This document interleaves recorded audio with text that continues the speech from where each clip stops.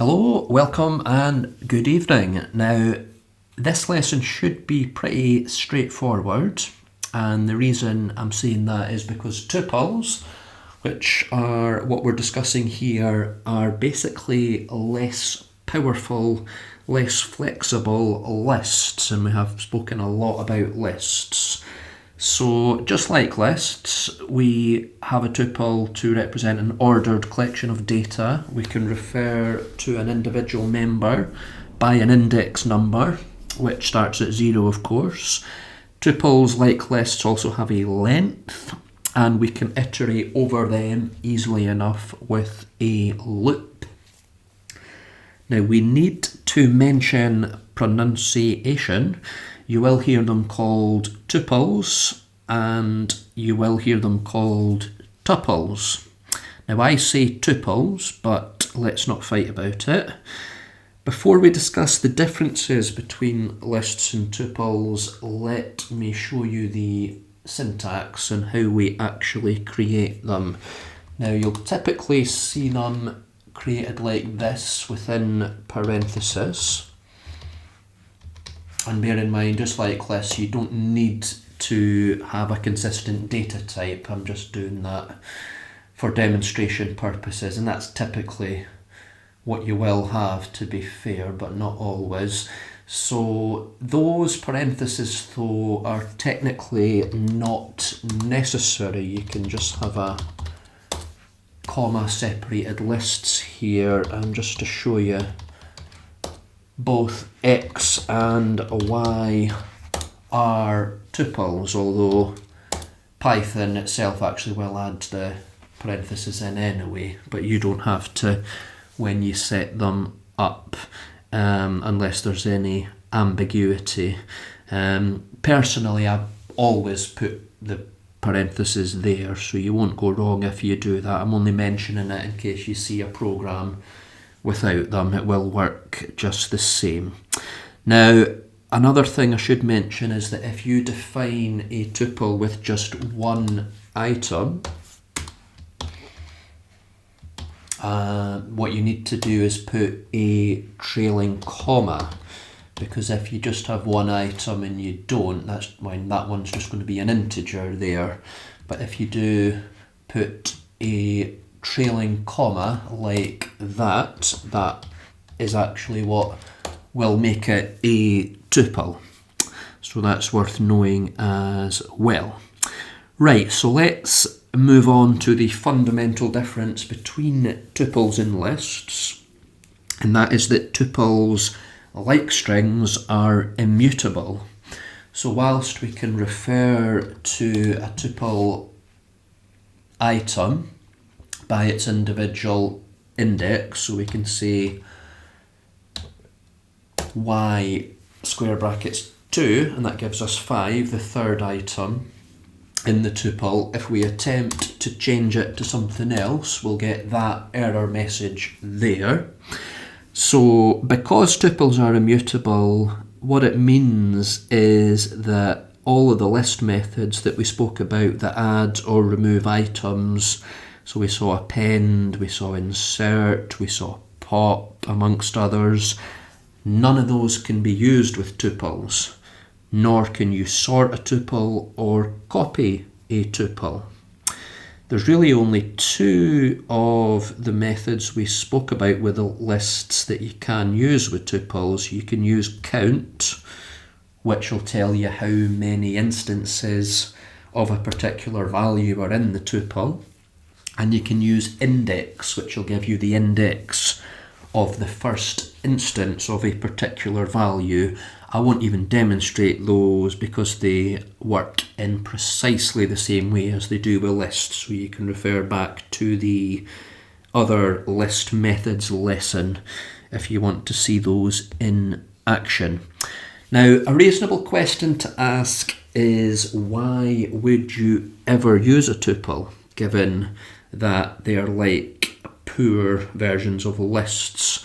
Now, first of all, there are certain scenarios where you can use a tuple, but a list wouldn't work. So that would be a scenario where you would have to use something which is immutable. Now, the main example is in another data collection called dictionary. There's something called a key, and you can use a tuple as a key in a dictionary. Now, if that's all gibberish to you, then don't worry at all. We'll be covering dictionaries later on, but there are scenarios where a tuple will do and a list will not. Leaving that aside though until later, tuples are also faster than lists as a consequence of their immutability. Python can deal with the memory allocation more efficiently because it knows that during execution of the program, the tuple cannot change. And for that reason, it can also make your programs more secure. Not from a security kind of standpoint, but kind of a avoiding bugs kind of standpoint. Okay, so technically, if you have any data collection that you know is not going to change, then using a tuple is more efficient than using a list. So the programs we've recently done, like our Magic 8 Ball and our Rock, Paper, Scissors, we should have really used tuples there instead of lists. Although I have mentioned previously that these programs would not tax the processing resources of a tin can on a string, never mind today's modern computers. So you're talking a negligible difference there. But if you ever find yourself dealing with massive data sets, then you can see performance differences between the two, and using tuples would be the way to go.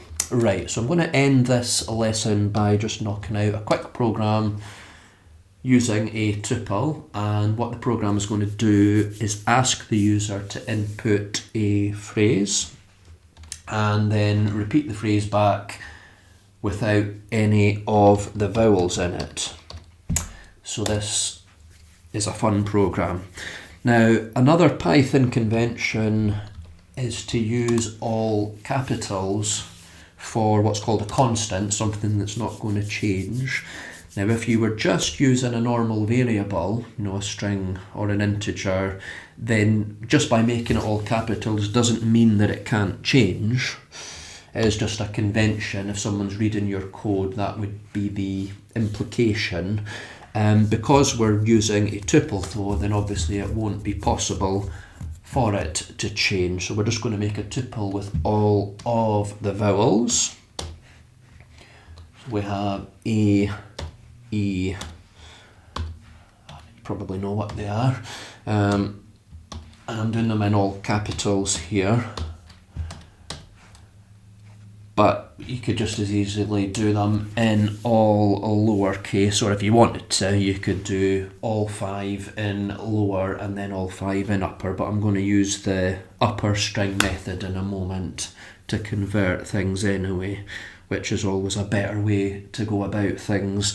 Right, so let's ask the user to just input a phrase.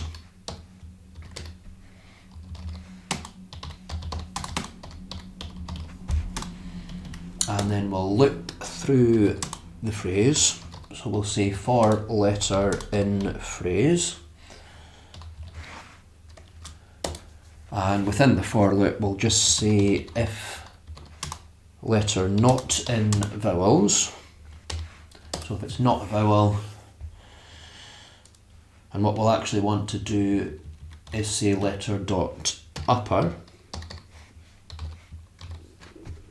like I just mentioned a minute ago.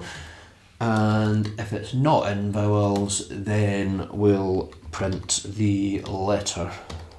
And rather than have it going on to a new line, let's just put an empty string as the end there. Right, so let's save that, and then let's just see if that's going to run. So vowels.py.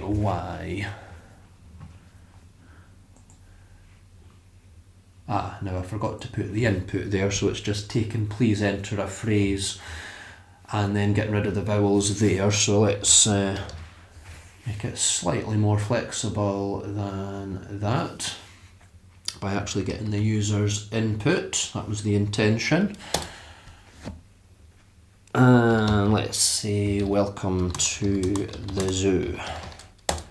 And there you can see there we get that without the vowels. Right, very useful program, I'm sure you'll agree.